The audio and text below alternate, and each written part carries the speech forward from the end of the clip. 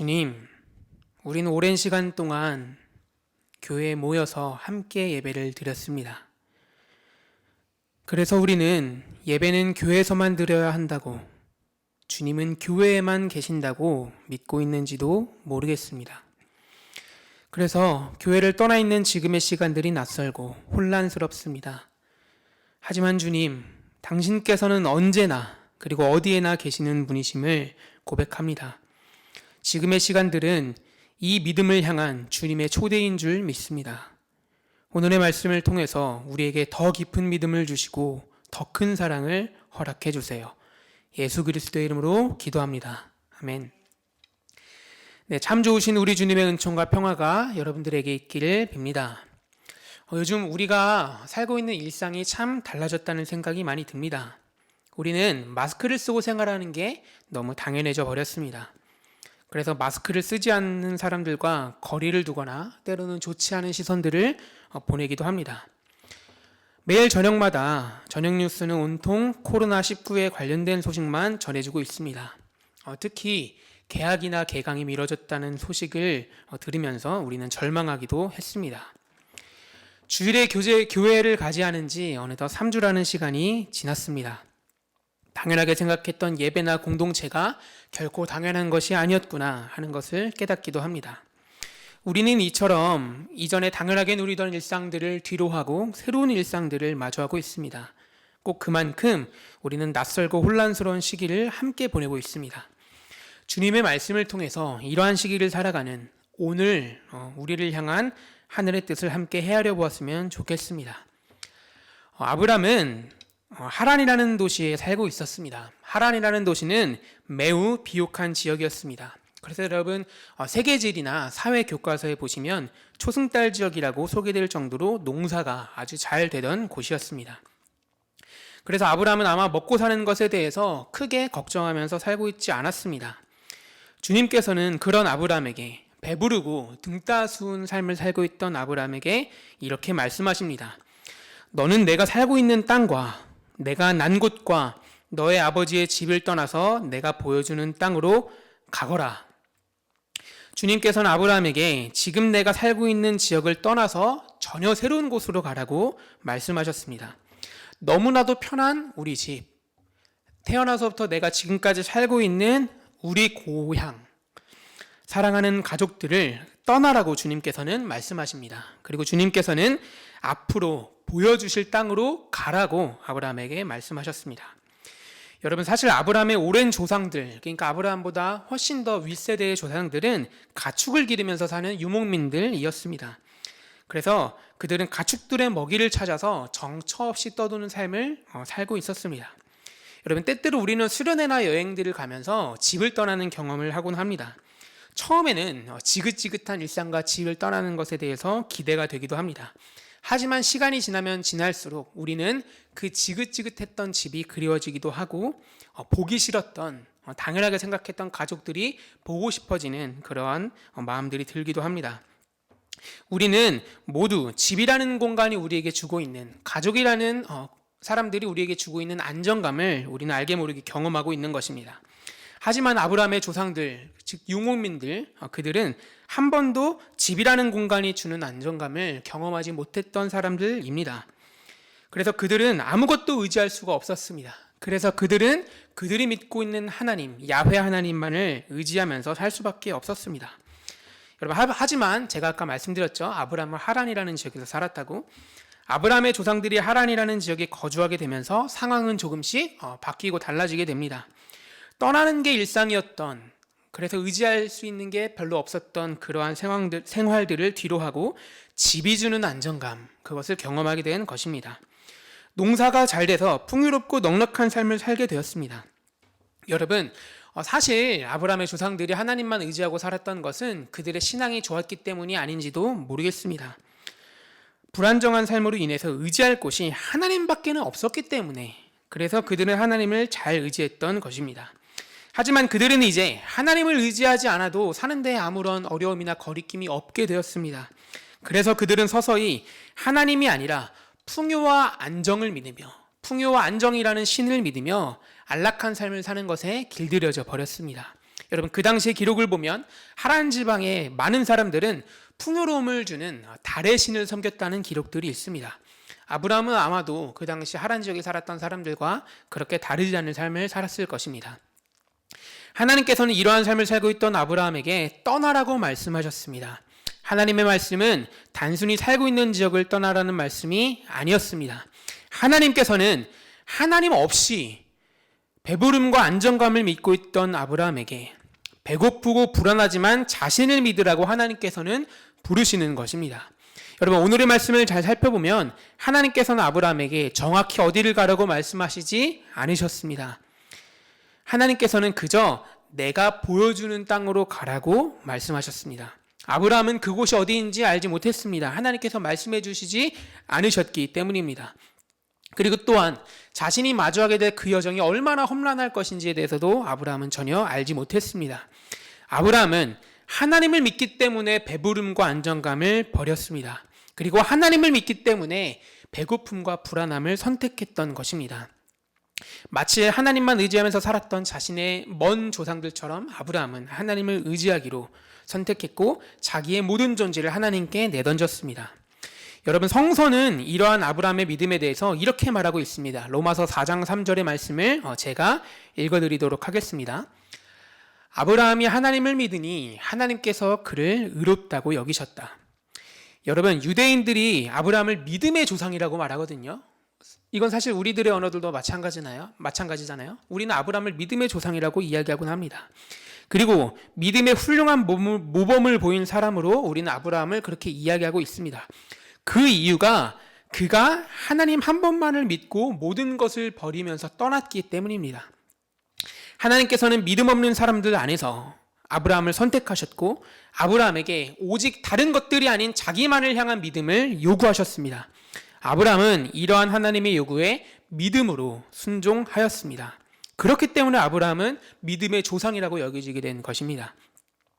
로마서는 아브라함의 후손이 되는 것을 아브라함의 혈통 때문에가 아니라 그리고 율법을 얼마나 잘 지켰는가 거기에 있는 것이 아니라 아브라함과 같은 믿음을 가진 사람 거기에 아브라함의 후손이 되는 것이라고 말하고 있습니다.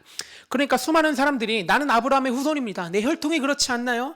나는 율법을 얼마나 잘 행하는데요. 그렇게 말하면서 자기가 아브라함의 후손이라고 주장하지만 사도 바울은 로마서를 통해서 아브라함의 후손이 된다는 것은 참된 아브라함의 후손은 아브라함의 믿음을 가지고 얼마나 잘 행하느냐에 달려있다고 말하고 있습니다. 아브라함과 같이 하나님을 향한 믿음을 가진 사람들이야말로 참된 아브라함의 자손이라고 오늘의 본문 병행본문인 로마서는 말하고 있습니다. 요한복음 3장에도 보면 예수님께서 니고데모에게 다시 태어나야 한다고 말씀하고 계십니다. 니고데모는 아주 어리석은 질문을 던지고 있는데요. 사람이 어떻게 다시 태어날 수 있습니까? 다시 어머니의 뱃속으로, 다시 어머니의 자궁 속으로 들어가야지 다시 태어나는 것입니까? 그렇게만 해야 합니까? 이렇게 질문하고 있습니다. 예수님께서는 그런 니고데모에게 물과 성령으로 다시 태어나야 한다고 말씀하고 계십니다. 예수님께서는 그리고 우리가 잘 아는 말씀인 요한복음 3장 16절의 말씀을 하십니다. 제가 이 말씀도 여러분들에게 읽어드리겠습니다. 하나님께서 세상을 이처럼 사랑하셔서 외아들을 주셨으니 이는 그를 믿는 사람마다 멸망하지 않고 영생을 얻게 하려는 것이다. 여러분 다시 태어난다는 것은요. 이 말씀을 통해 아브라함의 믿음과 연결됩니다. 요한복음 3장의 말씀과 창세기 12장의 말씀이 이 말씀 안에서 연결되게 되는 것입니다. 예수님의 말씀에 자신을 굴복시키고 하나님께로 향하는 유일한 길이 바로 믿음인 것입니다. 그리고 다른 것 아닌 하나님께 자신의 모든 존재를 내던지는 것이 바로 믿음인 것입니다. 예수님께서 니고데모에게 사람은 모두 다시 태어나야 한다고 요구하셨거든요. 그것은 바로 믿음을 가지고 태어나는 길, 믿음을 가지는 삶을 사는 길을 말하는 것입니다. 그리고 또한 하나님께서 아브라함에게 말씀하셨던 믿음을 가지고 떠나라는 것도 결국 자기 자신만을 향한 믿음을 요구하셨던 것입니다. 그러니까 요한복음 3장의 말씀과 창세기 12장의 말씀이 바로 믿음이라는 주제 안에서 연결되는 것입니다. 다시 우리 오늘의 말씀을 살펴보겠습니다. 낯선 길을 향해 떠나겠다는 아브라함에게 하나님께서 말씀하십니다. 자기의 약속을 더하시는데요. 내가 너로 큰 민족을 이루고 너에게 복을 주겠다. 내가 너를 복의 근원으로 삼아 너의 이름을 떨치게 하겠다. 네, 복이라는 단어가 자주 등장하고 있는데 PPT를 띄워주시면 복으로 번역된 히브리어 바락이라는 단어가 있는데요. 바로 이것은 번식력을 의미합니다. 그러니까 하나님께서는 너가 이미 큰 민족을 이루고 있다고, 넌 이미 완전하다고 말씀하시는 것이 아닙니다. 그리고 너를 통해서 앞으로 많은 생명이 태어날 거라고 말씀하셨습니다. 그러니까 지금 너는 이미 많은 민족의 아버지가 되었다 이렇게 말씀하신 것이 아니라, 아브라함의 현재의 상태에 대한 말씀이 아니라 너는 앞으로 많은 자녀들의 아버지가 될 것이다. 너는 앞으로 그 가능성, 미래적인 가능성에 대해서 말씀하시고 계신 것입니다. 하나님께서 아브라함에게 하신 약속은 너는 지금 완전하기 때문에 너의 믿음으로 인해서 뭐든지 할 수 있을 것이다 이렇게 약속을 하신 것이 아니었습니다. 오히려 하나님께서 아브라함에게 하신 약속은 너가 지금은 부족할지 모르지만 너가 나의 말씀에 나만을 믿고 너가 고향과 가족들을 떠났으니 이제 내가 너를 인도할 것이다. 내가 너를 아름답게 빚어갈 것이다. 내가 너에게 준 모든 약속을 이룰 것이다. 하나님께서는 그렇게 아브라함에게 약속하신 것입니다. 하나님께서는 자신을 믿고 신뢰하는 모든 사람을 인도하시고 온전하게 만드시는 분이십니다. 여러분, 지금까지 우리는 하나님께서 아브라함에게 풍요로움과 안정감을 버리고 자신을 향한 믿음을 요구하셨다는 것을 알게 되었습니다. 그리고 그 믿음이 바로 아브라함을 믿음의 조상으로 여기게 만들었다고 알게 되었고요. 그리고 그 믿음이 예수님께서 니고데모에게 말씀하셨던 그 다시 태어남이라는 것을 우리는 알게 되었습니다.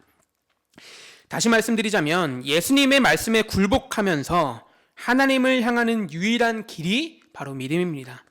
다른 우상, 다른 어떤 것이 아니라 하나님께 나의 모든 존재를 내던지는 것이 바로 믿음입니다.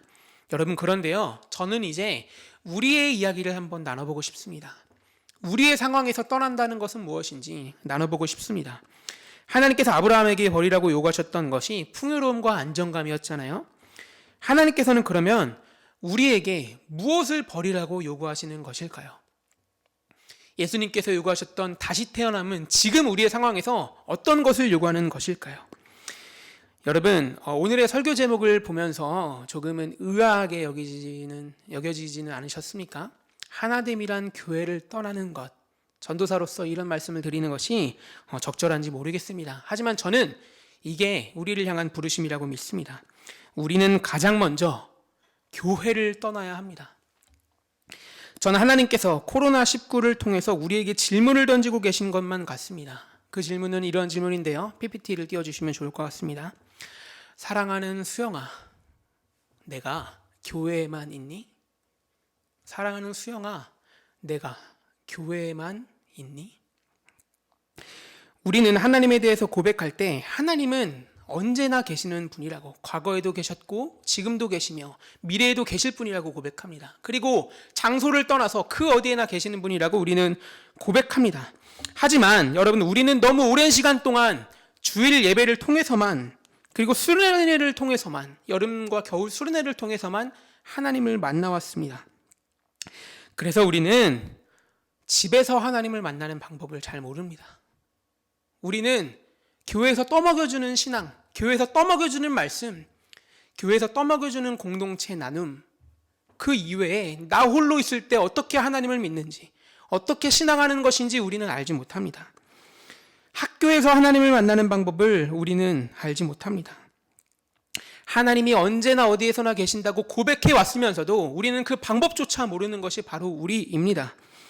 그래서 우리는 교회 밖에서는 하나님을 만날 수 없는 불구적인 신앙을 가진 사람들이 되어버렸는지도 모르겠습니다.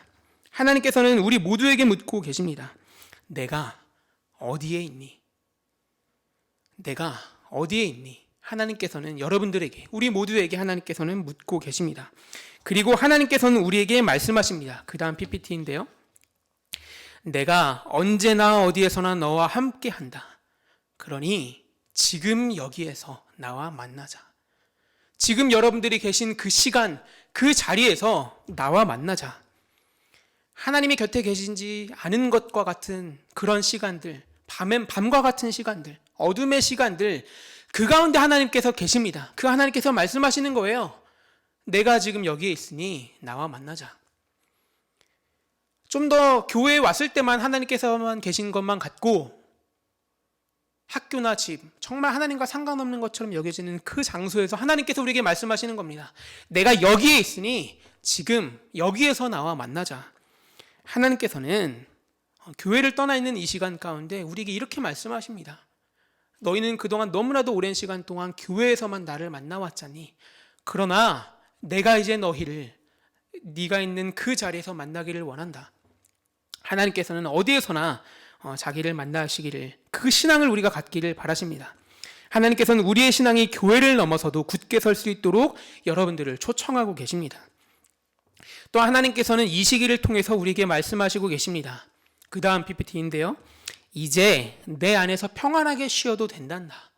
너무 고생 많았지? 이제 내 안에서 평안하게 쉬어도 된단다. 여러분, 한국 사회를 살아가는 모든 사람들은 쉬는 방법을 모릅니다. 쉬는 것을 죄악시 여깁니다. 쉬면 안 된다고, 뒤처진다고 생각합니다. 우리나라는 OECD 국가들 중에서 공부하는 시간이 가장 많고 노동하는 시간도 항상 상위권에 위치합니다. 게다가 한국 교회는 그렇게 살아가고 있는 사람들에게 주일을 지켜야 한다고 말해왔습니다.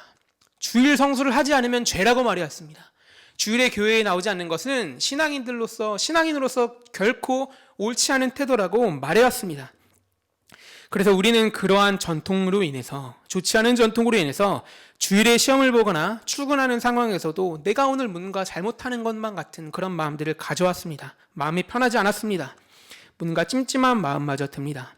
여러분, 그런데요, 우리는 그렇게 쉬는 법을 모르고 살면서 하나님께서 우리에게 명령하신 안식을 어겨왔습니다. 여러분, 구약성서에 보면 하나님께서 안식일을 지키라고 말씀하시죠. 유대인들은 그 말씀을 믿고 따랐기 때문에 일주일에 하루는 아무것도 하지 않았어요. 어떤 것을 하면 안 되는지도 그렇게 정확하게 정해서 지켜왔어요. 하지만 여러분, 우리는 쉬는 법을 모릅니다. 하나님께서 우리에게 안식을 명하셨는데 우리는 도무지 안식하는 방법을 모릅니다. 안식은 하나님께서 여러분들을 위해서 우리 모두에게 주시는 선물이자 명령입니다. 한 주 동안 열심히 일하셨는데도 교사로 섬기기 위해서 주일에 쉬시지 못하셨던 우리 선생님들, 한 주 내내 공부와 해야 할 일들에 쫓기고 신앙생활도 하느라 고생했던 우리 고등부 친구들, 이제 주님 안에서 평안하게 쉬어도 됩니다. 우리 너무나도 오랜 시간 동안 고생했잖아요. 게다가 주일에도 쉬지도 못하고 어쩌면 예배라는 형식이 우리를 올가매는, 우리의 마음을 불편하는 게 되어버려서 하나님의 안식을 누리지 못했잖아요. 여러분, 우리 이제 쉬어도 됩니다. 그동안 주일을 지키느라 너무 고생이 많으셨잖아요. 이제 하나님 안에서 평안하게 쉬어도 됩니다. 때때로 교회에 나오는 것이 부담이 되고 힘들었던 친구들도 있을 겁니다. 평안한 마음으로 쉼을 통해서 우리를 가르치시고 인도하시고 만나시는 하나님을 경험하시길 바랍니다. 교회에 나오지 않고 주일 성수를 하지 않아도 그곳에서, 그 자리에서, 그 시간에 일하시는 하나님을 만나시길 바랍니다. 여러분, 우리가 안식일을 위해서 있는 것이 아닙니다. 우리가 주일 성수를 위해서 있는 것이 아니에요. 오히려 안식일이 우리를 위해서 있는 것입니다. 주일이 우리를 위해서 있는 거예요. 그래서 하나님께서는 우리에게 이렇게 말씀하십니다. 쉼을 통해 우리를 기르시고 인도하시는 하나님의 은혜를 맛보라고, 그렇게 하나님께서는 말씀하십니다. 삶을 통해, 쉼을 통해 내가 너를 기르고 인도하겠다. 하나님께서는 그렇게 우리에게 말씀하십니다.